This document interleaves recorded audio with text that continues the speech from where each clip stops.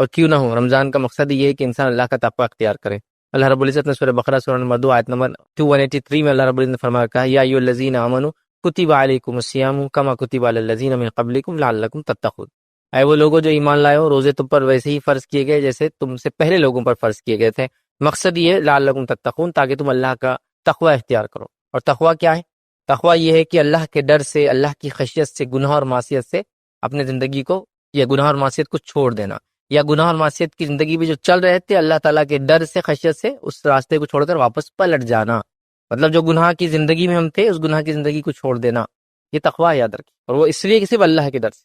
تو بہرحال تقوی اختیار کرنا یا تقوی اس کا مقصد یاد رکھیے۔ تو روزے ہم پر فرض کیے گئے، تو روزوں کا مقصد یہ ہے، اور اللہ رب العزت نے اپنے اس فرض روزوں کو رمضان کا مہینہ انتخاب کیا، جو کہ کیلنڈر کے اعتبار سے اگر 1 2 3 4 کو اگر محرم سے شروع کرے تو 9th منتھ ہوتا ہے ایک طرح سے یہ بہرحال۔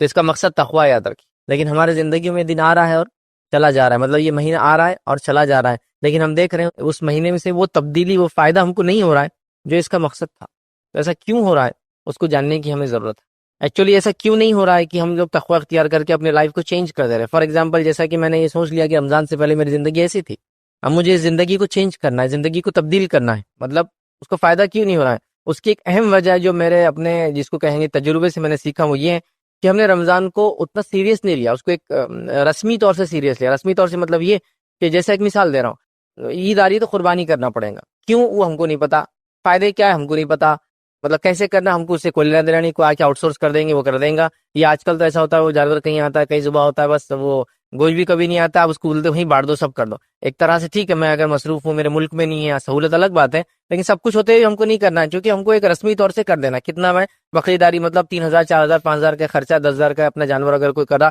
15,000 کا بکرا لے لیا، بس اس کے علاوہ کچھ نہیں۔ لیکن اس کے حقیقی جو بینیفٹس ہونا چاہیے تھے کہ عید آئی، بقرعید آئی، تو وہ قربانی کو یاد کرنا، جو قربانی ایکچولی ابراہیم علیہ السلام کے خاندان نے دی تھی، خود ابراہیم علیہ السلام نے، ان کی بیوی حاجر علیہ السلام نے، ان کے بیٹے اسماعیل علیہ السلام نے، اور دیگر ان کے افراد خاندان نے، تو ہم وہ بھول گئے، نتیجتاً صرف ہم کو وہ رسمی قربانی یاد رہی۔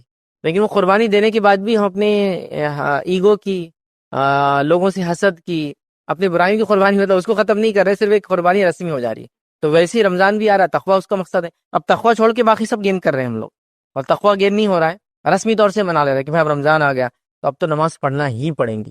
یہ نہیں سوچ رہا کہ رمضان آ گیا تو مجھے ایک موقع ہے کہ اب لائف کو چینج کر دوں جو اب تک نہیں کر پایا تھا، اور وہ بھی اللہ کے ڈر سے۔ یہ بڑی اہم چیز یاد رکھیے کہ اللہ کے لیے، اللہ کے ڈر سے، اللہ کی وجہ سے، اللہ کی خشیت سے ہم لوگ گناہوں اور معصیت کی زندگی چھوڑے، تو وہ ہم کبھی بھی اڈاپٹ نہیں کر پا رہے، چونکہ ہم رسمی طور سے رمضان کو منا رہے ہیں، کسٹمری طور سے آ رہا ہے اور چلا جا رہا ہے۔ پھر رمضان جب آ رہا ہے تو تقوی یا اس کی پلاننگ چھوڑ کر دوسری دیگر ساری پلاننگ ہماری ہو رہی۔ اللہ ہم پر رحم کرے، رمضان آ رہا ہے تو ہم کو لگ رہا ہے شاپنگ کا سیزن آ رہا ہے، کھانے کا سیزن آ رہا ہے، ڈائٹنگ کا سیزن آ رہا ہے نا، کچھ لوگ جو صحت بہت ہو گیا رمضان چلو اچھا ویٹ کم ہو جائیں گے۔ دیکھیے روزے میں ویٹ کم ہو سکتا ہے، لیکن روزہ اللہ کے لیے ایک عبادت ہے، تقوی اس کا مقصد ہے۔ ویٹ اگر لاس ہو تو ٹھیک ہے، ویٹ گین ہو بھی تو کوئی مسئلہ نہیں، اصل مقصد پورا ہونا ہے۔ تو کسی کے لیے شاپنگ کا ٹائم آ جا رہا ہے، کپڑے وغیرہ لینا ہے، کسی کے لیے جو ہے گھر کو چینج کرنے کا موسم آ جا رہا ہے، اور کسی کے لیے جو ہے کھانے پینے کا موسم آ رہا ہے، کسی کے لیے ڈائٹنگ کا موسم آ رہا ہے، کوئی یہ کہہ رہا ہے کہ اب یہ مہینہ ہے تو مجھے گناہوں سے تھوڑے دن رک جانا پڑے گا، کوئی جھوٹ بولنے سے رک جا رہا ہے 1 مہینہ، لیکن کوئی یہ نہیں سوچ رہا کہ رمضان اب آ رہا ہے تو کچھ میری ایک ڈائری ہو جس میں میں پلان کروں، اور پلان کر کے اپنی لائف میں کیا برائیاں اس کو کیسے چینج کر سکتا ہوں، 30 ڈیز میں اپنے باڈی کو اور اپنے مائنڈ کو کیسے ٹرین کر سکتا ہوں، تاکہ اس کے بعد کے آنے والا 11 مہینے اور لائف لانگ یہ چینجز، یہ افیکٹ میرے اندر نظر آئے۔ تو یہ ٹریننگ کا موسم ہے، یاد رکھیں۔ اور اللہ رب العزت نے یہ ہم کو دیا، 2 دن کی، 3 دن کی، 4 دن کی، 10 دن کی ٹریننگ انسان کو لائف ٹائم وہ چیزوں کو یاد رکھوا دیتی ہے۔ جو لوگ میکینیکل فیلڈ سے، آپ نے کسی گاڑی آئی، نیا انجن آیا، اس میں آپ نے گیا، 1 دن کی کمپنی نے ٹریننگ رکھی، آپ نے نیا انجن کیسا کھولتے فٹ کرنا سیکھ لیا، لائف لانگ وہ انجن کو آپ فٹ کریں گے اور کھولیں گے، حتیٰ کہ وہ ہونے کے بعد آپ کہیں گے 1960 کی گاڑیوں میں نہیں ہوتا تھا، 1970 کی گاڑیوں میں نہیں ہوتا تھا، 1980 کی گاڑی میں ہوتا تھا، 90 کی گاڑیوں میں یہ آتا ہے، 2000 کی گاڑی میں یہ آیا، اب تو اس میں یہ ختم ہو گیا، وہ ختم ہو گیا، یہ نہیں رہا، وہ نہیں رہا، مطلب اس لیول تک چلے جاتے ہیں لوگ، اتنا یاد ہوتا ہے۔ لیکن رمضان 1 مہینہ ٹریننگ کا موسم ہے، ٹریننگ دی جا رہی ہے، لیکن ٹریننگ ہوتے ہی نیکسٹ ڈے سے ہم پھر 0 سے چالو ہو جا رہے ہیں، تو گویا ہم نے اس کے لیے اپنے آپ کو تیار نہیں کیا۔ تو تقوی اختیار کرنے کے لیے میں چاہوں گا کہ سب سے پہلے اپنے مائنڈ کو ہم تیار کریں کہ رمضان آ رہا ہے، مجھے اپنے آپ کو چینج کرنا ہے، رمضان آ رہا ہے، مجھے تقوی اختیار کرنا ہے، رمضان آ رہا ہے، مجھے اس کے حقیقی فائدے اٹھانا ہے، ساتھ میں سارے دوسرے فائدے بھی اٹھاؤں گا، خریداری بھی ہوں گی انشاءاللہ، کھائیں گے پیئیں گے بھی، ڈائٹنگ بھی ہو جائیں گی، اور یہ بھی ہو جائیں گا، وہ بھی ہو جائیں گا، جو ہوتا ہے بہرحال لوگوں کا الگ الگ چیزیں لوگ کرتے ہیں، سب ہو جائیں گا، لیکن اصل چیز ہے میں تقوی اختیار کروں گا۔ تو اس کی ایک ڈائری، اس کا ایک شیڈول، اس کی ایک پلاننگ، اس کی ایک تیاری ہونا چاہیے تک کہ رمضان آ رہا ہے تو میرے سفر وغیرہ میں کیا کمی کر سکتا ہوں، رمضان آ رہا ہے تو میری بیماری اگر ہے تو اس کو کیسے میں ایڈجسٹ کر سکتا ہوں ڈاکٹر سے، اپنا کھانے کا ٹائم ٹیبل، اپنے دواؤں کا ٹائم ٹیبل کیسے چینج کر سکتا ہوں، کیا میرے لیے پاسبل ہے یا نہیں ہے رمضان روزے رکھنا، یہ سب کی پلاننگ ہونا چاہیے. میں کیسے ریڈی ہوں اس کے لیے، وہ پلاننگ ہونا چاہیے. تو یہ بڑی افسوس کی بات ہے ہمارے پاس یہ پلاننگ نہیں ہے. دیگر ساری پلاننگس کے لیے بڑی بڑی پلاننگس. لوگ ایکسٹرا کما رہے ہیں، رمضان آ رہا ہے خرچ کرنا ہے. یہ نہیں کما رہے کہ صدقہ دینا اور زکات دینا ہے، خرچ کرنا ہے. لوگ بچوں کی تیاریاں شروع ہو جا رہی ہے کہ عید آ رہی تو نئے کپڑے لینا ہے، کیونکہ ان کو بتایا نہیں جا رہا کہ عید کا مقصد نئے کپڑے کبھی بھی نہیں تھا. عید تو اس کی ہے ہی نہیں جس نے نیا کپڑا پہنا. عید اس کے جس نے رمضان میں تقویٰ اختیار کیا، جس نے اپنے گناہوں کو دھو دیا، جس نے اپنی زندگی کو نیا کر کے بدل دیا، نہ کہ وہ کہ کپڑے بدل دیے. مطلب انسان کپڑے کتنے بدلے، دل اندر اتنے ہی خراب اور غلیظ اور خراب ہے، کیا کریں گا کپڑا، ہے نا. تو بہرحال وہ چینج آنا چاہیے. وہ چینج نظر نہیں آ رہے. گھر میں خواتین کی تیاری الگ ہے، مردوں کی تیاری الگ ہے. کمانے والوں کی تیاری الگ ہے، رکا میں جو گھر میں کماتے ہیں ان کی تیاری الگ ہے. ہر آدمی صرف عجیب و غریب تیاری میں لگا، لیکن رمضان میں تقوی اختیار کرنے کی پلاننگ نہیں کہ میرے میں یہ گناہ اور معصیت ہے، 30 ڈیز میں یہی چیزوں کو انشاءاللہ چھوڑ دوں گا. میری نمازوں میں کوتاہی تھی، انشاءاللہ نمازیں ہو جائیں گی، میں اضافی نمازوں کو پلاننگ کروں گا. میں تلاوت قرآن کم کرتا تھا رمضان میں، عادت ڈالی میں اتنا اضافہ کروں گا. ذکر و اذکار میرا کم تھا، میں نے عادت ڈالی 1 مہینے میں ذکر و اذکار میں لگ جاؤں گا. اب میں نے فلاں کیا، اپنی ایگو کو، جھوٹ بولنے کو، زبان کی احتیاط کی، آنکھوں سے احتیاط کی، کان سے احتیاط کی، مال خرچ کرنے میں احتیاط کی، اچھی چیزوں کو سنا، بری چیزوں کو نہیں سنا. یہ ساری چیزیں اب میرے لائف لانگ امپلیمنٹ ہو، اس کا میرا کوئی پلان نہیں. تو نتیجہ تو رمضان ہر سال آ رہا ہے، ٹریننگ ہر سال مل رہی ہے. پھر آدمی ٹریننگ 0 سے شروع کر رہا ہے، جو بھی لیول تک پہنچ رہا ہے سمجھ لو. اگر 1 to 10 کا اگر لے لے تو 5 6 7 8 تک کوئی پہنچ جا رہا ہے، ایکسیلنس کے درجے تک 9 تک پہنچ جا رہا ہے. 10 یقیناً ناممکن جیسی بات ہے وہاں تک پہنچنا، ایکسیلنس تک پہنچ جا رہا ہے. لیکن جیسی رمضان ختم ہوتا سیکنڈ ڈے پھر 0. 30 ڈیز کی فجر ہوئی، اگر 29 کا رمضان تھا تو 30 بس سمجھے 38 ڈے، مطلب پہلا جو تاریخ آتی ہے اس کے بعد کی مہینے کی فجر غائب. مطلب ایک ہی ہو. ارے وہ فجر تو سیکنڈ ڈے آتی ہے، ایک طرح سے ہوتی ہے وہ رات جو مغرب چالو ہوتی ہے نا، اس مغرب میں لوگ غائب ہوتے ہیں. زیادہ سے زیادہ 29 تک آئیں گے، چونکہ معلوم چاند دکھا نہیں دکھا دونوں چیزیں ہو سکتی ہے. اس کا ہے تو پکا مغرب نہیں پڑھنا اپنے کو، تو مغرب غائب، عشاء غائب، سارے. تو 0 سے ہم پہنچے ایکسیلنس کے درجے تک، سیٹسفیکٹری لیول تک، گڈ لیول تک. لیکن اس کا سیکنڈ ڈے پھر 0 ہوگا، پھر لائف 0، پھر رمضان آیا. ایسا نہیں ہونا چاہیے. 0 سے ہم پہنچے 5 6 7 8 9 تک، ٹھیک ہے. اس کے بعد رمضان چلا گا، تھوڑی کمزوری آنا شروع ہوئی، تھوڑی تھوڑی تھوڑی تھوڑی تھوڑی. تو پھر اگلے رمضان تک 5 تک بچے ہوئے تھے ہم لوگ، پھر شروع ہوا 5 سے ہم، تو 6 7 8 9 9.1 9.2 9.3 9.4 ایسا جا رہے. پھر رمضان ختم ہوا، پھر تھوڑے کم ہو کے پھر 6 تک آ گئے، لیکن ختم نہیں ہوا پورا. پھر اگلے رمضان 6 سے شروع ہوئے، 7 8 9 اور پھر 1، پھر ایسا اس کا معنی تھا، یہ تھا کرنے کا. تو بہرحال ہم نے اس کو بھول گیا. تو رمضان آ رہا ہے، زندگی سے جا رہا ہے، کہیں چیز نہیں لا پا رہا ہے. لوگ بھی ہم کو دیکھ رہے ہیں، کبھی تعجب کر رہے ہیں، کبھی ہنس رہے ہیں، کبھی سوچ رہے ہیں ایسی بھی قوم ہے جو ایسا کرتی ہے. مطلب ہر قوم کے اندر ایسے ریچولس ابھی باقی ہے، رسومات باقی ہے. ہم نے بھی وہ رسم لے لی کہ بس مجھے اچھا انسان بننا ہے رمضان میں، لیکن وہ اچھا انسان صرف رمضان میں ہی رہنا ہے. رمضان کے بعد مجھے اپنے آپ کو کنٹینیو نہیں کرنا، یہ طے کر کے ہم نے کیا. جیسا ایک مثال میں دیتا ہوں، لوگ کہتے ہیں بھائی دیکھو ہم کو فجر میں اٹھاؤ، فجر میں اٹھاؤ، گھر میں چلتا ہے فجر میں اٹھاؤ، فجر میں اٹھاؤ، ڈنڈے سے مارو میرے کو فجر میں، پانی ڈال دو میرے اوپر فجر میں، میرے کو برف کے اندر ڈبا دو فجر میں. اس سے کچھ نہیں ہوتا، اس سے انسان نہیں اٹھتا. آپ 50 الارم بھی نہیں لگائے تو نہیں اٹھتے. آپ کیسے اٹھتے فجر میں؟ اندر سے بولتے ہیں نا حکی اٹھنا، مجھے فجر میں اٹھنا ہے، مجھے فجر میں اٹھنا ہے. آپ بولیں گے ایسا تو کیسا ہوں گا، تو اس کی میں ایگزامپل دیتا ہوں. آپ بڑے ایکسائٹیڈ تھے ایک سفر کے لیے، ایک گھومنے جانا تھا، ایکسائٹیڈ تھے، اور صبح ٹرین 6 بجے، 3 بجے رات میں اٹھ کے بیٹھ جاتے بچے. کیسے اٹھے ہو؟ مائنڈ کو تیار کر لیا تھا کہ صبح اٹھنا ہے، صبح اٹھنا ہے، صبح اٹھنا ہے. تو مائنڈ کو تیار کرنے کے بعد ساری چیزیں ہوتی ہے. تو کوئی بول رہا ہے فجر میرے پہ پانی ڈال دو، فجر میرے کو ڈبا دو، فجر میرے ساتھ یہ کرو، اس سے کچھ نہیں ہوتا ہے. آپ یہ سوچ کے سو کہ فجر میں مجھے اٹھنا ہے، تو آپ دیکھیں گے آپ کو اٹھنے میں آسانی ہو جاتی ہے. ہم سوچ کے نہیں سوتے. تو رمضان کے اندر بھی سیم ہے. رمضان کو آپ کو یہ نہیں کہ آپ یہ کر لو، میرے کو تو یاد دلانا رمضان کیا، تم یاد دلانا رمضان میں، امی تم یاد دلانا رمضان میں کیا تم اٹھانا، نہیں، اس سے نہیں ہوگا. مجھے خود سوچنا ہے کہ مجھے اندر سے چینج لانا ہے. مجھے سیلف جس کو کہنا ہے انٹروسپیکشن کر کے پلاننگ کرنا ہے، اپنے آپ کا جائزہ لے کر پلاننگ کرنا ہے. تب رمضان سے وہ تقوی اختیار ہوگا جو روزے کا مقصد تھا، لعلکم تتقون، کہ روزے ہم کو اس لیے دیے گئے تھے ہم تقوی اختیار کریں. تو ہم نے رسمی رمضان کے فائدے اٹھائے اور اٹھا رہے ہیں، اور حقیقی نہیں اٹھا رہے. اور اتنے رسمی فائدے اٹھا رہے ہیں، اور اتنا مشہور ہو گیا رمضان ہمارے رسمی فائدوں سے کہ آپ سب اسی گواہی دیں گے کہ رمضان آتا ہے تو ہم کو کب پتہ چلتا ہے وہ چیز جو ہے صحیح غلط ہے، وہ میں اس پہ بات نہیں کر رہا ہوں، یہ کب پتہ چلتا ہے. بچوں کو جب پتہ چلتا ہے اب نکڑ پہ تندور لگنا شروع ہو جاتے ہیں، مطلب رمضان کھانے سے پہچانا جا رہا ہے. پھر کب یاد آتا ہے؟ ساری بچی کچی اور بند دکانیں بھی چالو ہونا شروع ہو جاتی ہے نا. مارکیٹ میں وہ پرانا کھنڈر تھا، وہاں بھی ایک ٹٹر ڈال کے دکان لگ گئی. فلاں جگہ یہ تھا، ارے یہ تو کتنے دن سے بند تھا، یہ بھی کھل گیا. ارے فلاں جگہ 4 نئی دکانیں، اشتہارات آنا شروع ہو گیا. ارے رمضان آ رہا ہے کیا، تو رمضان یاد آیا. مطلب شاپنگ سے رمضان یاد آیا، کھانے سے رمضان یاد آیا. کیوں ہو رہا ہے ایسا؟ اس لیے کہ قوموں کو بھی سمجھ میں آ گیا مسلمان رمضان کو اسی چیز سے یاد کرتے ہیں، تو لہٰذا وہی پریپریشن اور تیاریاں وہ بھی کر رہے ہیں نا. خود ود ان کمیونٹی ہم سوچ رہے ہیں کہ لوگ اس سال اس مہینے خریدتے ہیں، تو ہم لوگ بھی اپنا بزنس پروموٹ کر رہے ہیں، بڑھا رہے ہیں. غلط کچھ بھی نہیں ہے اس کے اندر، لیکن سوال ہی کیا قوم کا شیوا یہی ہونا چاہیے تھا. یہ اصل چیز ہے.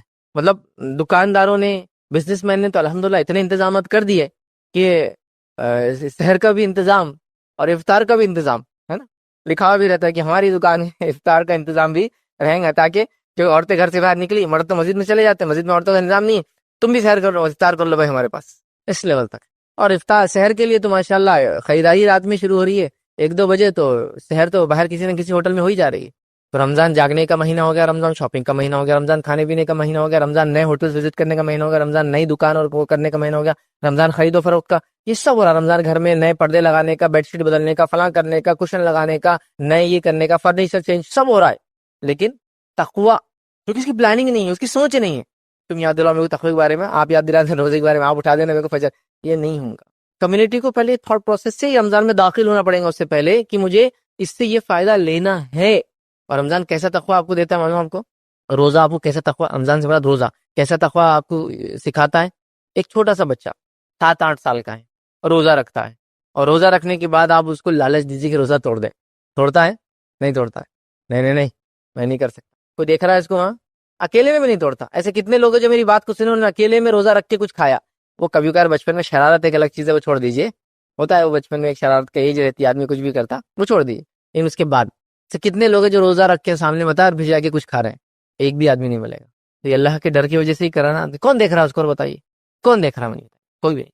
تو آیا نا تقویٰ، دیا نا روزے نے تقویٰ آپ کو سکھایا، بس اس کو کنٹینیو رکھنا پورا سال، یہ اصل مقصد تھا۔ ہم لوگوں نے رسمی طور سے 1 مہینہ اس کو تقوی کو اختیار کر لیا، سال بھر اس کو بھلا بیٹھے ہیں۔ اللہ کے لیے اس تقوی کو یاد رکھیے، رمضان کو لائف چینج کرنے کا موسم بناتے۔ میں رمضان سے پہلے تک یہ چیز کھاتا اور یہ چیز پیتا تھا، رمضان میں چونکہ حرامتی چھوڑ دیا، روزے کی حالت میں 14 15 16 گھنٹے تک نہیں کھایا، الگ الگ جگہ کے الگ الگ روزوں کا ٹائم رہتا، تو 14 15 16 گھنٹے تک نہیں کھایا۔ اب میں اس کو کھاؤں گا ہی نہیں زندگی، ہو گیا فائدہ ہو گیا رمضان کا۔ میں نے رمضان بھر جو ہے گالی نہیں دی اپنے منہ سے، یہ برے الفاظ جو مجھے عادت تھی بولنے کی، میں رکا رہا۔ الحمدللہ رمضان کے بعد میری کنٹینیو رہی وہ عادت، اب میں منہ سے گندے الفاظ بولتا ہی نہیں۔ رمضان ہے، میں نے فلمیں دیکھنا، گانے سننا، بری چیزوں کو سننا، گالیاں سننا پہلے دیتا تھا، سننا بھی چھوڑ دیا۔ اب میرا فائدہ یہ ہو کہ بعد رمضان میں نہ گالی بری چیزیں سنتا ہوں، نہ دیکھتا ہوں، نہ میوزک سنتا ہوں، عادت ہوگی، تقوی اختیار کر لیا میں نے، اور یہ کنٹینیوس لائف ہے۔ پھر کمزوری آتی ہے، ایمان مطلب ظاہر سی بات ہے، ایمان چڑھتا اور بڑھتا ہے، وہ ایک الگ بات ہے۔ پھر اگلا رمضان مجھے پھر جس کو کہیں گے تر و تازہ پھر کر دیں گا جو کمزوریاں آئیں گی، لیکن اس کا تو یہ تھوڑی کہ رمضان بھر ایمانی تقاضوں کو پورا کیا، رمضان آتے 0 پہ چلا جائے، پھر اگلا رمضان آئے پھر دکان کھلی، پھر 1 مہینہ چلی بند ہوگی، نہیں، کھلی رہی اور آگے ایکسٹینشن ہوتا رہا، بڑھتا رہا اور آگے بڑھتا رہا اور آگے بڑھتا رہا، یہ معنی ہے۔ تو لہٰذا ہم کوشش کریں قرآن میں جو رمضان کا یا روزے کا جو فائدہ بتایا گیا ہے، جو روزے ہم پہ فرض کیے گئے، جو ہم سے پہلی امتوں پہ فرض کیے گئے، لعلکم تتقون، تاکہ ہم تقوی اختیار کریں۔ اور ہر امت میں روزے کا تصور کچھ نہ کچھ حد تک باقی ہے۔ اب ہر مذہب میں دیکھیے روزے کا تصور ہے، بھوکے رہنے کا، رب کے لیے، اللہ کے لیے خالص تصور سب کے پاس ہے۔ ہمارے پاس جو تصور ہے یہ اپنے آپ میں ان کے مطابق ایکسٹریم ہے، اور ساتھ میں ہمارا یہ ماننا ہے کہ یہ سب سے مکمل طریقہ ہے، ایکسٹریم نہیں، یہ کمپلیٹ طریقہ ہے۔ کچھ لوگ نہیں کھا رہے تو 4 5 دن نہیں کھا رہے پی رہے ہیں، کچھ لوگ بول رہے گرم پانی پی سکتے، کچھ لوگ بولے فلاں چیز کھا سکتے، کچھ بول رہے فلاں کر سکتے۔ ہمارے پاس جو ہے پرفیکٹ طریقہ ہے اس کا، جو اللہ تعالیٰ چاہتا تھا، جیسا اس نے پہلے بھی لوگوں پہ فرض کیا تھا ادھر کی بہرحال۔ تو لہٰذا تقوی اختیار کرے، بھوکے اور پیاسے رہ کے، ورنہ روزہ صرف بھوکا اور پیاسا رکھیں گے جس کے اللہ تعالیٰ کو کچھ بھی غرض نہیں ہے اندر کی، اللہ کو ضرورت ہے کہ آپ کے بھوکے پیاسے رہنے کی، نہیں، تقوی اختیار کرنے کے لیے کیا تقوی کی عادت ڈالی گئی، اللہ کے لیے کھانا پینا نہیں کھایا، حلال چیز کو بھی پورا نہیں کیا، اور اللہ جب کوئی نہیں دیکھ رہا تھا تب بھی نہیں کیا تھا، ویسے ہی اللہ کے لیے نمازی بن جائے، اللہ کے لیے جھوٹ نہ بولے، اللہ کے لیے بری چیز نہ سنے، اللہ کے لیے بری چیز نہ دیکھے، لائف ٹائم یہ اچیومنٹ ہمارا ہو، ہم اس کو حاصل کر لیں۔ پھر جو تھوڑی بہت کمزوریاں آ جائے، اگلا رمضان آئے گا پورا کریں گا، تو ابھی ہم کو سب سے پہلے اپنے آپ کو جگانا اور جھنجھوڑنا ہے۔ وہ صبح فجر میں اٹھنے والا جو بولا نا پانی میں ڈال دو، ویسا نہیں، مجھے اٹھنا ہے، مجھے اٹھنا ہے، مجھے اٹھنا ہے۔ تم پانی ڈال دو، میں الارم لگا دیتا، اس سے نہیں اٹھتا آدمی، وہ اندر سے جس کو بولتے ہیں جذبہ جگانا کی تقوی، یہ رمضان میں یہ کروں گا انشاءاللہ، اور زندگی میں باقی رکھوں گا، یہ کرنا ہے۔ رمضان کی تیاری کرنا شروع کر دیجئے۔ رمضان کی تیاریوں میں جو ہے جیسے میں نے کہا سفر وغیرہ کم کر سکتے تو کر دیجئے، بیماری وغیرہ ہے تو دواؤں کا ایڈجسٹمنٹ کیسا کریں گے وہ چیک کر لیجئے، صحت کو اپنا اچھا رکھیے، بی ریڈی جس کو بولتے ہیں، تیار ہو جائیے۔ اگر صدقہ دیتے تو صدقے کے لیے ایکسٹرا پیسے جمع کر کے رکھ لیجئے، اگر زکوٰۃ اس مہینے نکالتے تو زکوٰۃ کا انتظام ہو گیا کیا پورا چیک کر لیجئے، ورنہ پتہ چلا ان ٹائم پر بزنس سے پیسہ لگ گیا، فلاں لگ گیا، اب پیسہ نہیں ہے۔ اللہ کو زکوٰۃ کو تاخیر مت کیجیے، 355 ڈیز گزرے کہ زکوٰۃ ہو گئی، اس سے پہلے دینا ہے تو آپ دے سکتے ہیں ایڈوانس، لیکن 355 ڈیز دا لمٹ، کیونکہ ہم ایک چاند کے سال سے دیتے ہیں نا، لونار کیلنڈر میں 355 اپروکسیمیٹلی ڈیز ہوتے ہیں، 10 دن کم ہوتے ہیں۔ سولار میں جو ہوتا ہے جو سورج سے چلتا ہے اس میں 65 ہوتے ہیں، 300 اس میں نہیں ہوتے بس، لہٰذا اس کے لیے تیاری ہونا ہمارے بہت امپورٹنٹ ہے، یاد رکھیے۔ تو لہٰذا ابھی ریڈی جس کو بولیں گے، اب تیاری کر لیجیے کہ رمضان آ رہا ہے اور مجھے یہ کام کرنا، یاد رکھیے۔ اب رمضان کے اندر سب سے پہلے فکر، سب سے پہلی بات جو ذہن میں آتی وہ یہ ہے کہ ابھی دواخانہ جانا ہے، ابھی دواخانہ جانا ہے، یا ابھی کوئی بابا کے پاس جانا ہے، یا ابھی کوئی مالش کے پاس جانا ہے، یا ابھی کوئی مطلب سمجھے نا، مطلب فرسٹ اگر کچھ بھی ہوتا ہے تو آپ پہلے کسی حکیم، کسی وید، کسی ڈاکٹر کی سوچتے ہیں. لیکن میں یہ کہہ رہا ہوں کہ آپ کیا کیجئے، جیسی ایسا کوئی مسئلہ ہو، سب سے پہلے قرآن کو دم کرنا، قرآن کو پڑھنا، اللہ میں پناہ مانگنا، وہ دعائیں یا وہ صورتیں جن کی یہ فائدے بتائے کہ وہ کرنا، اور پھر ساتھ میں دنیاوی تمام تدبیریں بھی اختیار کرنا. آپ سمجھ رہے؟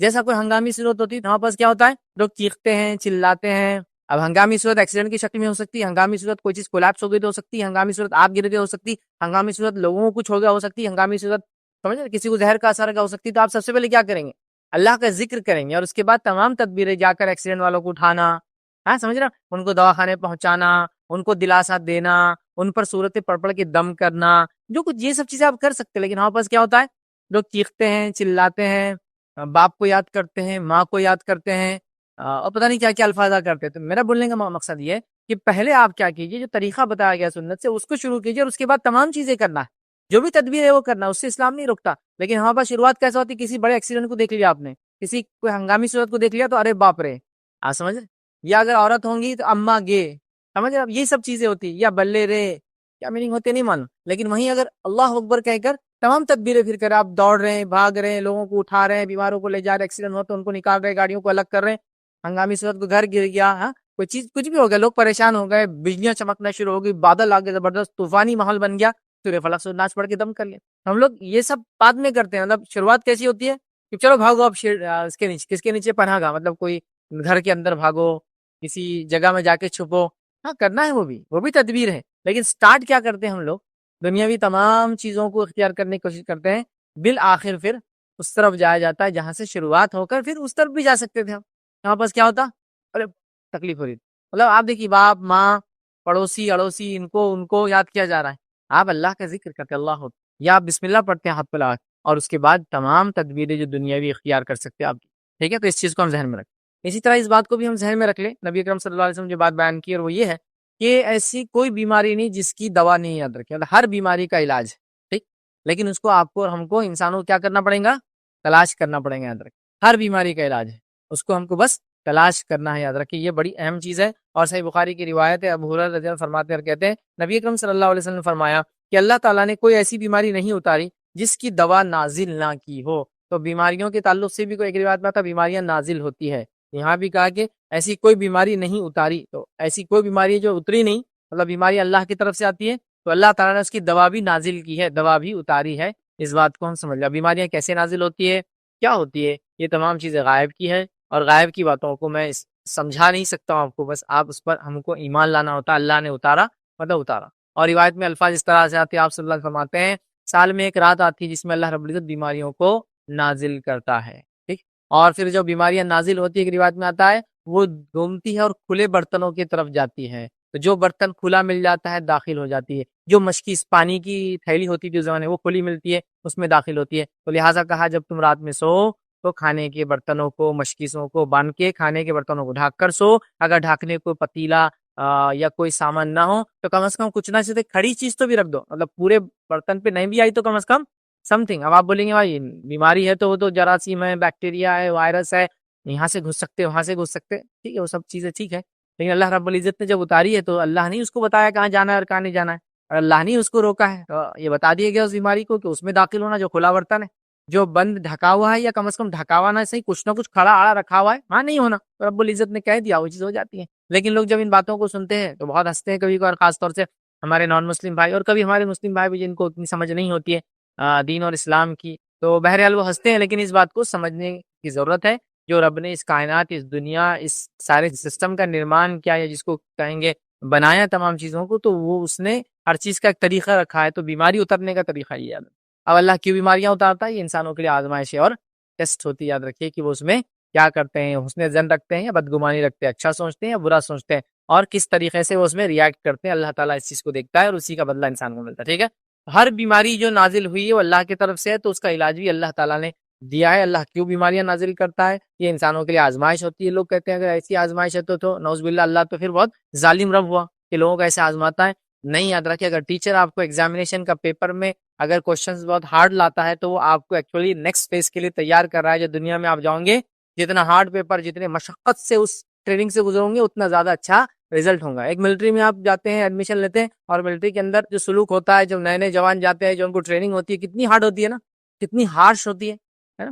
جسمانی طور سے مار کر ٹریننگ, جسم کو اذیت اور تکلیف دے کر ٹریننگ, دن دن اور رات رات کھڑے رہ کر ٹریننگ, 20-20 30-30 کلومیٹر سوئمنگ کر کے ٹریننگ. تو آپ کیا بولیں گے کہ ملٹری والے ظالم ہیں؟ نہیں, آپ بولیں گے یہ پرشکشن, یہ جو محنت کرا رہے ہیں یہ فیوچر میں ایک مضبوط انسان کے لیے ایک زبردست انسان نکلے جو اپنے ملک کی حفاظت کرے, ہے نا. رب العزت بھی جب کوئی ٹیسٹ لاتا ہے تو اس کو ہم کیوں پازیٹیو نہیں لیتے, اس کو نیگیٹو لیتے ہیں. ہاں ایسا کیسا, اگر وہ محبت کرتا ہے رب تو پھر ہم کو آزمانا نہیں چاہیے. تو پھر ایسی ہونا چاہیے, ہم ملٹری پولیس فورسز میں جائے تو چونکہ ہمارا ملک تو ہم سے محبت کرتا ہے لہٰذا ہم جائے بس بیٹھے اور مفت کے نوالے توڑتے رہے تنخواہ لے کر. وہ محنت مشقت تیار, تو اللہ رب العزت بھی ہیومینٹی کو, انسانیت کو تیار کرتا ہے. کبھی بیماریاں ٹیسٹ ہوتی ہے تو کبھی بیماریاں کیا ہوتی ہے, انسانوں کے لیے وارننگ ہوتی ہے کہ سمجھ جاؤ, سدھر جاؤ, اپنے کرموں کو, اپنے ڈیڈس کو, اپنے اعمال کو بدل لو.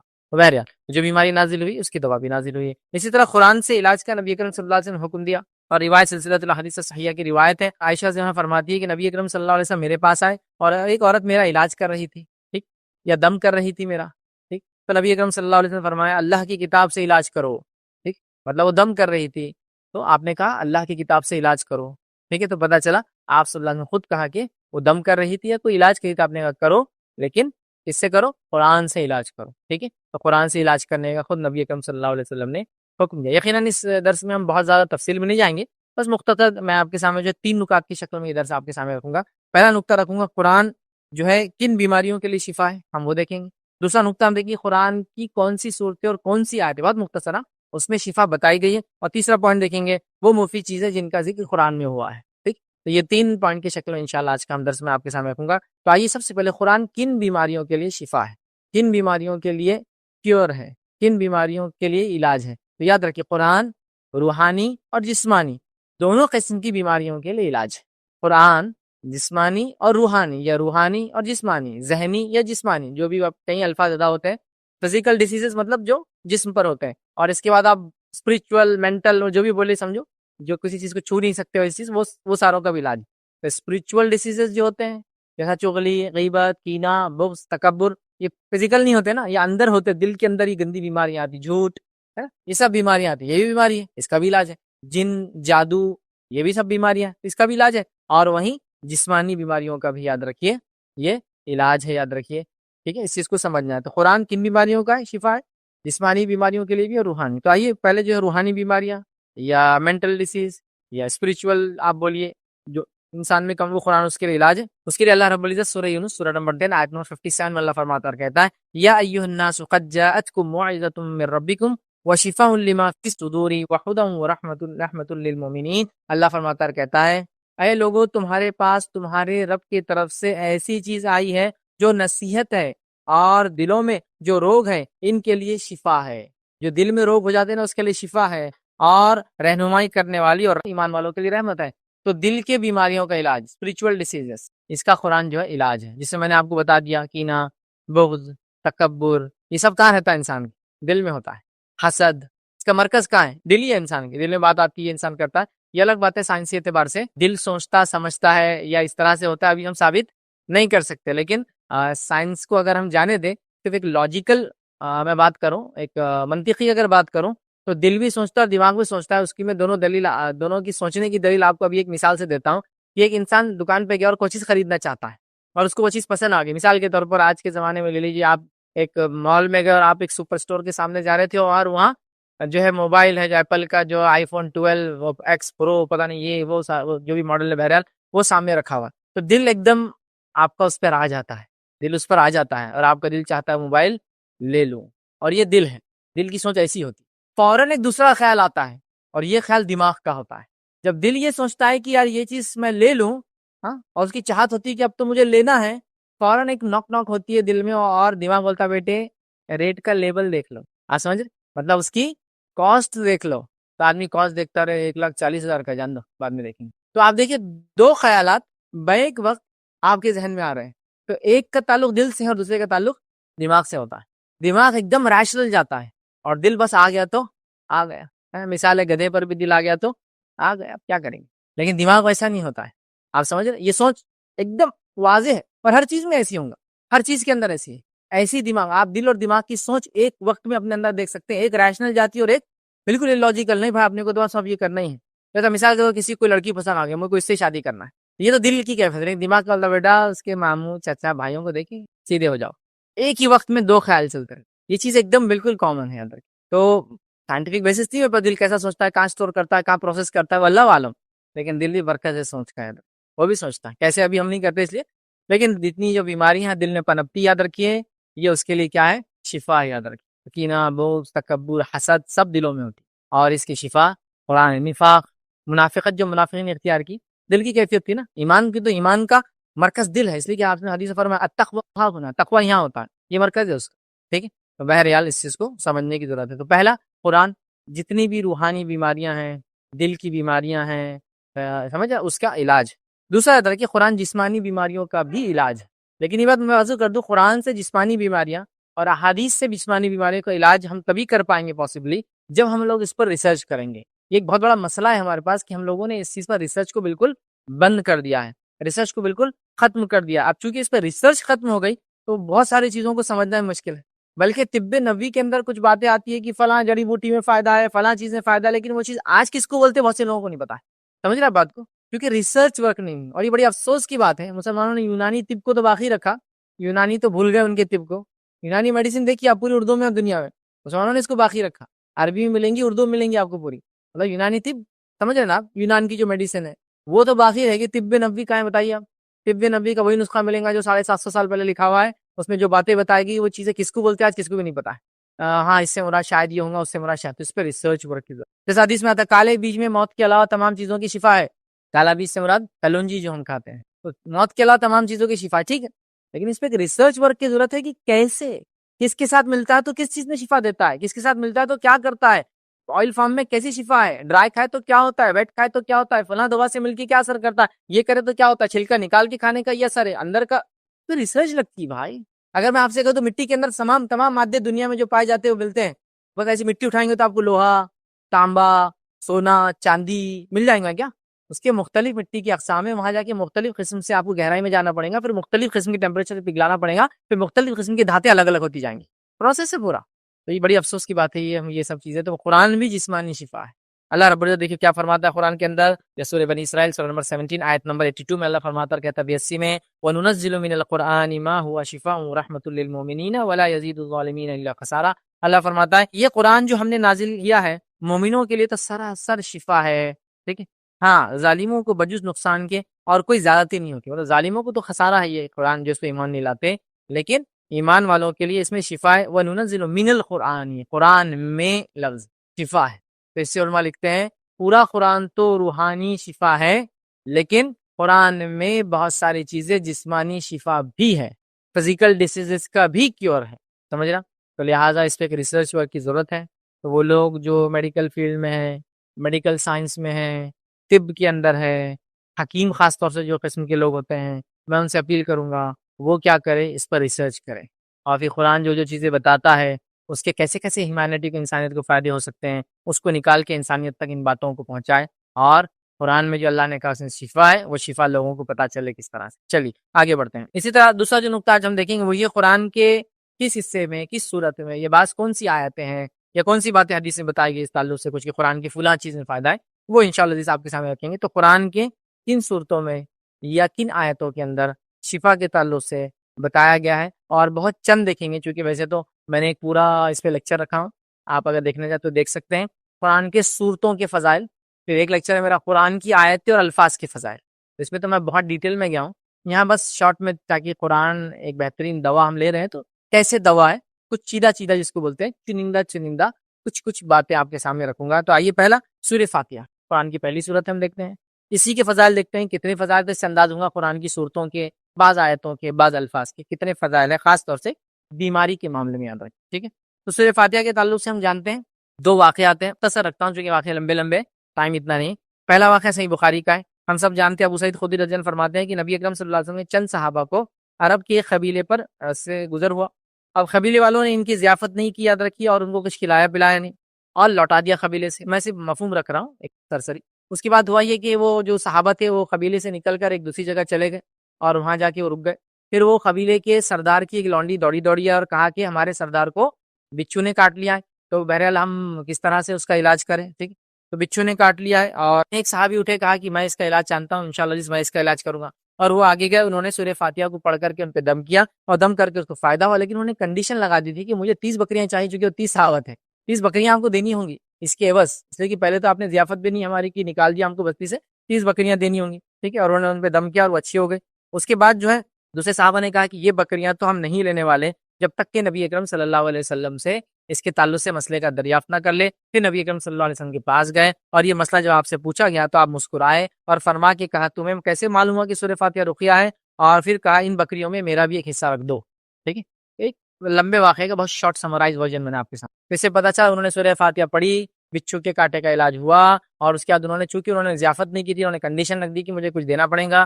30 بکریاں ڈیمانڈ کی, وہ 30 لوگ تھے شاید. جب نبی اکرم صلی اللہ علیہ وسلم کو پتا چلا, جب کیونکہ صحابہ نے کہا ہم تو بکریاں نہیں لیں گے چونکہ تم نے قرآن پڑھا, پیسے لے رہے ہو اس کے بدلے, تو آپ صلی اللہ علیہ وسلم سے سوال کیا گیا, آپ نے جواب دیا کہ میرا بھی حصہ رکھو, مطلب ہاں یہ جائز ہے اس طرح سے اگر کوئی علاج کر لے اور اس کے بدلے کچھ لے لے تو یہاں یہ واقعہ نے بتا دیا سورہ فاتحہ شفا ہے.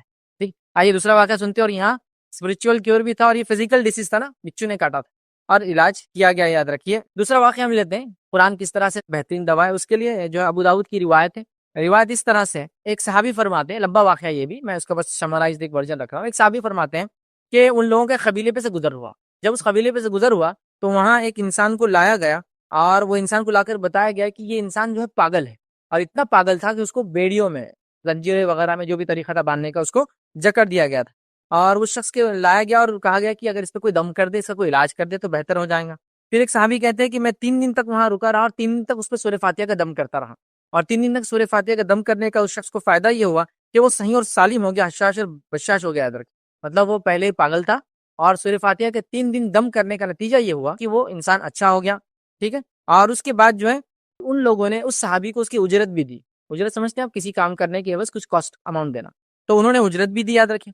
پھر نبی اکرم صلی اللہ علیہ وسلم سے اس اجرت کے تعلق سے سوال کیا گیا کہ اب یہ اجرت تو اس نے دے دی علاج کے بدلے, میں نے سورہ فاتحہ پڑھا, تب اس اجرت کا, اس اماؤنٹ کا میں کیا کروں. تو نبی اکرم صلی اللہ علیہ وسلم جب پوچھا گیا تو آپ نے فرمایا کھاؤ, قسم ہے مجھے عمر دینے والے کی, اور قسم ذات کی اس کے ہاتھ میں میری زندگی, عمر دی مجھے. لوگ تو جھوٹا دم کر کے کھاتے ہیں, اور تو نے تو جائز دم کیا ہے, تو کہا کھاؤ اس پیسے کو, کوئی مسئلہ نہیں, اس لیے کہ لوگ تو جھوٹا دم کر کے کھاتے ہیں, تو نے تو سچا دم کیا, تو وہ اماؤنٹ لینے میں, اجرت لینے میں تیرے لیے کوئی حرج نہیں ہے. اور پھر انہوں نے کھا لیا. تو یہاں بھی پتا چلا سورہ فاتحہ کی فضیلت کی. سورہ فاتحہ فزیکل ڈیسیزز, ایک مینٹل بیمار تھا, ہے نا, پاگل تھا, اور دوسرا آدمی کو بچھو نے کاٹ لیا تھا, دونوں کے علاج کے لیے سورہ فاتحہ. تو سورہ فاتحہ یاد رکھیے, یہ اس کو رقیہ بھی کہا جاتا ہے, شفا کے لیے اس کو دم کیا جاتا ہے. جسمانی اسپرچول ڈیسیزز بولیے, مینٹل ڈیسیزز بولیے, یا بچھو وغیرہ زہریلے جانور کاٹ لے تو یہ سورہ فاتحہ ہم نے دیکھ لی. بہرحال تو یہ بعض جو چیزیں تھی جس سے شفا حاصل کی گئی قرآن سے, اس کی ایک مثال تھی سورۃ الفاتحہ. چلیے سورہ بقرہ کے تعلق سے کچھ باتیں آپ کو سب مختصر رکھتا ہوں. سورہ بقرہ پڑھنے سے شیطان گھر میں داخل نہیں ہوتا, اور میں سوچتا ہوں شیطان کتنے سارے مصائب, مصیبتیں, پریشانیوں کا, بے برکتی کا, جادو کا, اور آصف زدگی کا, اور جس کو کہیں گے نقصان کا باعث ہوتا ہے, آپ سب جانتے ہیں, یاد رکھیں. تو لہٰذا سورہ بقرہ پڑھنے سے, صحیح مسلم کی روایت ہے, نبی اکرم صلی اللہ علیہ وسلم نے فرمایا اپنے گھروں کو قبرستان نہ بناؤ, اس لیے کہ شیطان اس گھر سے بھاگ جاتا ہے جس میں سورہ بقرہ پڑھی جاتی ہے. اپنے گھروں کو قبرستان نہ بناؤ, اور شیطان اس گھر سے بھاگ جاتا ہے جس میں سورہ بقرہ پڑھی جاتی ہے. تو سورہ بقرہ کی ہم تلاوت کریں اور شیطان نہیں آئے گا تو کتنے فائدے ہیں ہم جانتے ہیں. آیت الکرسی پڑھنے سے ایک فرشتہ ہماری نگرانی کرتا ہے, یہ بھی فائدہ ہے قرآن کا. اور آیت الکرسی سورہ بقرہ کا ایک حصہ ہم جانتے ہیں, 255 نمبر کی آیت ہے, یاد رکھیے. اور بہت ہی جلالی آیت جس کو ہم کہتے ہیں وہ ہے, اس کے بڑے فضائل اور بڑے فائدے ہیں. لیکن جلالی بولے تو آپ ڈر مت جائیے. اب ٹھیک, لوگ جلالی بولتے ڈر جاتے. ہم لوگ چھوٹے تھے تو کس نے بول دیا لا الہ الا انت سبحانک انی کنت من الظالمین, یہ بہت جلالی آیت ہے. جلالی بولے تو کیا, اس کو اکیلے کبھی نہیں پڑھنا. اکیلے پڑھے تو بولے اتنی جلالی آیت ہے, کسی نے پڑھ لیا تو ان کا چھت اڑ کے چلے گیا. تو ایسی سب باتیں سنے تھے, اتنا ڈرتے تھے کہ وہ یہ دعا اگر, جبکہ یہ بہت کامن دعا ہے, ہر تکلیف اور ہر دکھ سے نجات کا طریقہ ہے. اور یہ طریقہ اللہ رب العزت نے اپنے نبی یونس علیہ السلام کو بتایا. لیکن وہ جلالی بولے تو اس سینس میں لے لی کہ وہ پڑھنا نہیں, اکیلے پڑھے تو ٹین اڑ جاتے تھے, کسی کی چھت اڑ گئی, اور ایسے واقعات سن لیے, کو مر گیا پڑھتے اس کو آیت کو, تو مطلب الٹا ہم کو بتا دیا گیا تھا. یہ بات بالکل کامن ہے. قرآن سے دوری کے لیے کئی ایسے مسائل ہمارے پاس ہیں. آپ نے سنا ہے حافظ قرآن بچوں کو نہیں بنانا, پاگل ہو جاتے بچے. بہت سے گاؤں میں لوگ حافظ قرآن صرف بچوں کو اس لیے نہیں بناتے کہ وہاں وہ ہے کہ بولے بچے پاگل ہو جاتے ہیں حافظ قرآن بننے. بہت سی جگہ عورتیں صرف قرآن اس لیے نہیں پڑھتی کہ بولے قرآن پڑھنے سے جن ان پر حاوی ہو جاتا ہے. میں آپ کو دعوے سے بول رہا ہوں, کئی علاقوں میں عورتیں قرآن نہیں پڑھتی صرف اس لیے کہ جن لپٹ جاتا ہے بولے قرآن پڑھے, ہے نا. نماز بغیر جا نماز کی ہوتی نہیں، قرآن بغیر ریال کے پڑھا نہیں جا سکتا، یہ چیز چاہیے وہ چیز چاہیے، ایسا گھر چاہیے، ایسی زمین چاہیے، ایسی جگہ چاہیے، اتنے کنڈیشن کی نہ قرآن کو پڑھتا ہے نہ نماز کو پڑھتا ہے، نہ ان پہ چلنا بولے تو ایک محال ہے. مطلب اتنی لا علمی کی ایک صاحب ایک گھر میں میرا جانا ہوا تو وہ کہنے لگے ہم بہت دنوں سے نماز نہیں پڑھے. تو کیوں نماز نہیں پڑھے؟ آپ تو بہت نمازی ریگولر پڑھتے تھے. نہیں بولے وہ جا نماز دھلی بھی نہیں. جا نماز سے نماز کا کیا تعلق ہے یار؟ کہیں بھی پڑھ لو، مٹی پہ پڑھ لو، زمین پہ پڑھ لو، پتھر پہ پڑھ لو، سلیب پہ پڑھ لو، صاف جگہ ہے تو پڑھ لو کہیں بھی. تو نہیں بولے وہ جانماز دھلی نہیں. میں نے کہا جانماز دھو لو، پانی نہیں پرابلم وہ دھونے کا نہیں، بولے وہ جانماز کا پانی نالی میں نہیں جا سکتا نا، تبھی وہ گڑھا کھود کے ڈالنے کو ذرا مشکل ہو رہی. جب وہ گڑھا کھودیں گے پھر اس کو دھوئیں گے، اس کا پانی لیں گے پھر ڈالیں گے کہاں. سمجھے نا آپ؟ تو شیطان نے کیا کہ اتنی مسائل پیدا کر دیا اور اتنا دور کر دیا ہم کو. تو بہرحال میں تو چھوٹی چھوٹی مثالیں دے رہا ہوں، ایسی سینکڑوں لاتعداد مثالیں آپ خود اپنی زندگی اطراف میں اکناف میں دیکھ سکتے ہیں. بہرحال آگے بڑھتے ہیں. آیت الکرسی پڑھنے سے ایک فرشتہ ہماری حفاظت کرتا ہے. بڑا مشہور واقعہ ہے، بخاری کی روایت ہے، طویل روایت ہے، مفہوم ہی رکھنا چونکہ بہت لمبے لمبے الفاظ ہیں حدیث کے، بڑی لمبی لمبی روایتیں. ایک صحابی تھے ابو ہریرہ رضی اللہ عنہ، وہ کھجور کی حفاظت پہ رکھے گئے تھے، صدقات خیرات کے زکات کے کھجور تھے. ایک شخص آ کے چرانے لگا، آپ نے اس کو پکڑ لیا اور کہا کہ اب میں تجھے پیش کروں گا، تو نے چوری کی. اس نے کہا کہ معافی چاہتا ہوں، 20 بچے بھوکے تھے، مجبوری میں نے کیا، آئندہ میں نہیں آؤں گا. یہ بولا اس نے، چلے گیا. ابو ہریرہ رضی اللہ عنہ نبی اکرم صلی اللہ علیہ وسلم کے پاس فجر میں گئے. فجر میں جانے کے بعد بولے رات میں ایسا واقعہ ہو، تو آپ نے کہا کہ وہ کل پھر آئیں گا. جب آپ صلی اللہ علیہ وسلم کہہ دیا کل پھر آئیں گا تو یہ تو مستعد ہو گیا، اب تو آنا ہی سے پھر آ گیا وہ. پھر اس کو پکڑ لیا، کہا اب تو آج گیا، آج سزا ملیں گی چرانے کی. پھر اس نے کہا میرے 20 بچے بھوکے تھے، مجبور تھا، اب نہیں آؤں گا. پھر نبی اکرم صلی اللہ علیہ وسلم پوچھا کیا ہوا، تو کہا اس نے کہا اب کل نہیں آئیں گے، تو کہا وہ کل پھر آئیں گا. کل پھر جب تیسرے دن پکڑا تو کہا اب تو شور ہو گیا، اب دوبارہ معافی مل چکی آلریڈی. اس نے کہا ٹھیک ہے میں اب نہیں آؤں گا.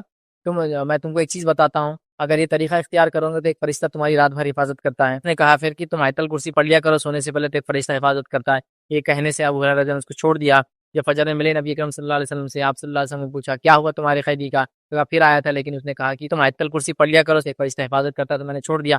تو کہا تمہیں پتا ہے وہ کون تھا، تو کہا نہیں. تو کہا وہ شیطان تھا، لیکن جو بات اس نے کہی وہ سچ ہے، آیت الکرسی پڑھنے کی فضیلت. سمجھے آپ بات کو؟ تو لہٰذا آپ دیکھ رہے ہیں آیت الکرسی پڑھنے کا فائدہ. اسی طرح جو سورہ بقرہ کی 2 آیتیں ہر چیز کے لیے کافی ہو جاتی ہیں، یہ بھی قرآن سے دوا کی ایک مثال ہے. جیسا کہ صحیح مسلم کی روایت ہے، نبی اکرم صلی اللہ علیہ وسلم نے فرمایا سورہ بقرہ کی آخری 2 آیتیں جو رات کو پڑھے اسے کافی ہو جاتی ہے. کافی سے مراد یہ مر جائے تو مغفرت کے لیے کافی، کافی سے مراد سو جائے تو حفاظت کے لیے کافی. سمجھ رہے آپ؟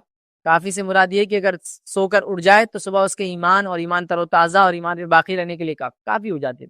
بڑی فضیلت ہے. اور یہ 2 آیتیں ہیں جو نبی اکرم صلی اللہ علیہ وسلم کو اللہ رب العزت نے بلا کر جو معراج میں تحفہ دیا، اس میں سے ایک تحفہ تھا.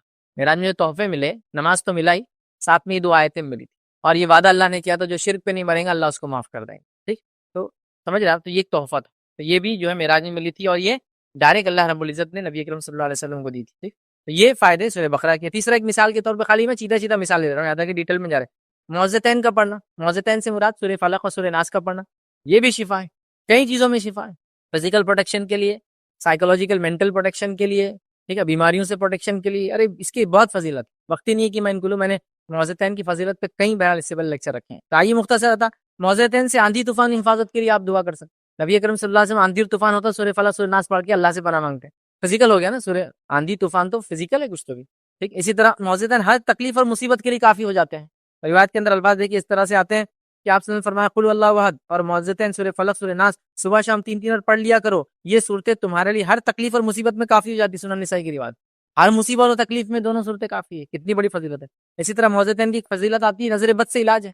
آپ صلی اللہ علیہ وسلم پہلے ابتلی دعائیں پڑھ کے نظر بد سے پناہ مانگتے ہیں، اس کے بعد جب سورہ فلق سورہ ناس اتر گئی تو آپ یہ پڑھ کے اللہ سے پناہ مانگتے ہیں. تو یہ نظر بد سے بچنے کا علاج ہے. معوذتین سے جو بچھو کے زہر کا علاج ہے، یہ بھی نبی کرم صلی اللہ علیہ وسلم نے خود اپنے لیے کیا. اور روایت کے الفاظ دیکھیے اس طرح سے آتے ہی علی رضی اللہ عنہ فرماتے ہیں کہ نبی اکرم صلی اللہ علیہ وسلم کو بچھو نے ڈنک مار لیا اس حالت میں کہ آپ نماز پڑھ رہے تھے. آپ نے کہا کہ اللہ لعنت کرے بچھوؤں پر، یہ تو انبیاؤں کو بھی نہیں بخشتے. پھر آپ نے اس بچھو کو مار دیا. پھر آپ نے پانی اور نمک منگوایا اور قل یا الکافرون قل اعوذ برب الفلق اور قل اعوذ برب الناس پڑھتے رہے اور اس پہ دم کرتے رہے. تو پانی اور نمک منگوایا، پانی نمک سے زخم کو دھویا اور یہ تینوں صورتیں پڑھ کر اپنے اوپر آپ دم کرتے رہے. تو اس سے بھی صورتوں کی فضیلت پتہ چلی. اسی طرح اور بھی جو فضیلتیں آتی ہیں اس میں سے کچھ فضیلتیں یہ، ہر تکلیف اور مصیبت میں یونس علیہ الصلوۃ والسلام کی دعا. اور اس تعلق سے مستدرک الحاکم کی روایت ہے، آپ صلی اللہ علیہ وسلم کیا فرمایا سنیے. آپ نے فرمایا کیا میں تمہیں ایسی چیز کی خبر نہ دوں کہ اگر کسی دنیا کی آزمائش میں مبتلا ہو اور وہ دعا مانگ لے اللہ سے تو اللہ اس کی آزمائش کو ختم کر دیتا. کسی مصیبت میں تم مبتلا ہو اور میں تمہیں ایک دعا بتاتا ہوں، اگر وہ مانگ لو تم بچ جاؤ گے اس مصیبت سے. عرض کیا گیا کہ جی بتائیے، تو آپ نے فرمایا یونس علیہ السلام کی دعا. اور یونس علیہ السلام کی دعا کیا ہے؟ لا الہ الا انت سبحانک انی کنت من الظالمین. اس کو بھی لوگ بڑی جلالی آیت، کمالی آیت اور یہ بولتے ہیں. ہاں واقعی میں یہ آیت بہت اہمیت کی حامل ہے. ہر تائب توبہ کرنے والا اس کو پڑھے، ہر مصیبت زدہ آدمی اس کو پڑھے، ہر سمندری تکلیف میں آدمی اس کو پڑھے، ہر ایسی تکلیف میں جس میں آدمی دب جاتا ہے، پھنس جاتا ہے، اس میں پڑھے. جیسا مائنس میں کوئی پھنس گیا، یونس علیہ السلام بھی ایک مچھلی کے پیٹ میں پھنسے ہوئے تھے، سمندر میں پنڈوبی میں کوئی اندر گیا اور وہ چلنا بند ہو گئی. اسی کی کیفیت ہے نا سمندر میں، پانی میں. اور کوئی ایسے تو سب کے لیے، لیکن ہر دکھ تکلیف سے نکلنے کا طریقہ، ہر مصیبت اور آزمائش کو ختم کرنے کا طریقہ یونس کی دعا، اور وہ یہ تھی. ٹھیک ہے، جو کہ بڑی مشہور دعا ہے، سورہ انبیاء کی آیت نمبر 87، یہ یاد رکھ. چلیے آگے بڑھتے ہیں. ڈر اور خوف سے نجات کے لیے حسبنا اللہ پڑھنا، جو کہ قرآن کی آیت کا ایک، جس کو ہم کہیں گے سورہ آل عمران کی آیت نمبر 173 کا ایک پارٹ ہے، یاد رکھ، حسبنا اللہ.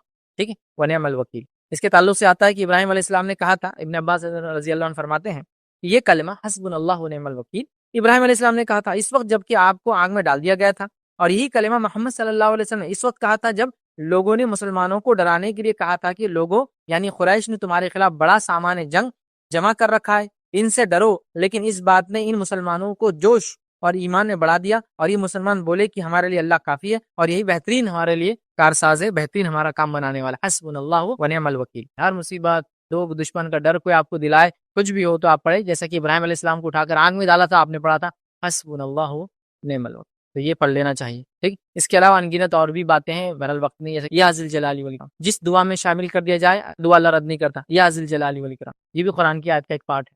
ٹھیک ہے، تو کہیں ہے بہرحال. اس کے لیے اگر تفصیل میں آپ کو جانا ہے تو میرا ایک کمپلیٹ 2 لیکچر ہے، قرآنی صورتوں کے فضائل، اور دوسرا لیکچر ہے قرآنی آیتوں کے اور الفاظ کے فضائل. تو بہرحال اس کو آپ دیکھیں، اس میں ملیں گا. تیسرا پوائنٹ آج کا ہم دیکھیں گے چند وہ مفید چیزیں جن کا قرآن میں ذکر آیا ہے. ویسے تو کئی ہیں، سنت میں بھی کئی ہیں، ہم چونکہ قرآن سے بات کریں اس لیے چند مفید چیزیں جن کا ذکر قرآن میں آیا ہے. پہلی، شہد کو ہم دیکھیں گے. شہد کا ذکر قرآن میں آیا ہے، اور اللہ رب العزت نے شہد کو کیا فرمایا، اور شہد کے تعلق سے کہا شہد جو ہے وہ شفاء للناس، لوگوں کے لیے شہد جو ہے شفا ہے، یاد رکھیے. تو شفاء للناس کا لفظ ادا کیا اللہ نے، اور سورہ نحل سورہ نمبر 16 آیت نمبر 69 ہے، یاد رکھیے کہ شہد لوگوں کے لیے شفا ہے، یاد رکھیے. شہد کا ذکر، اور ایک مشہور واقعہ بھی ہے. ساری چیزیں آج ہم حدیثوں کو بڑا شارٹ دیکھ رہے ہیں. صحیح مسلم کی روایت ہے، ایک صحابی آیا اور کہا میرے بھائی کو جو ہے دست لگ گئے، پیٹ اس کا خراب ہے. تو آپ صلی اللہ علیہ وسلم فرمایا شہد کھلا. پھر وہ آئے، کہا اس سے اور بڑھ گئے، کہا اور کھلا. پھر آئے، کہا اور بڑھ گئے، کہا اور کھلا. پھر آئے اور کہا اور بڑھ گئے، اور کھلا. چوتھے وقت آئے اور کہا کہ اور بڑھ گئے وہ شہد کھلانے سے. کہا تیرے بھائی کا پیٹ جھوٹا ہے اور اللہ کی کتاب سچی ہے. اور وہ کہتے چوتھی بار کے بعد پھر ان کے دست رک گئے، 4 بار کھلایا. سمجھ رہا بات؟ تو جیسا میں نے کہا نا کہ دیکھیے چیزوں میں شفا ہے، لیکن ریسرچ وقت لگتی ہے. وہ ایک دوا دے دی گئی نہیں، اس کو ایک دوا کو ایک دن میں 3 بار کھانا پڑتا، تو یہ فائدہ ہوتا. ایک دوا کو ایک دن میں 3 بار، اور مہینے میں ایسا 10 دن کے بعد 3 بار کھانے سے شفا ایسی ہوتا ہے. تو شہد کو بھی شفا ہے، لیکن اب وہ لے کے شہد کو 5 کلو کھا جائیں گا تو اس کے لیے تو پرابلم ہے. ریسرچ ہے اس کے لیے، کیسا کریں گے. 4 بار لیا گیا پیٹ کے لیے، شفا ہوگی. سمجھ رہے بات؟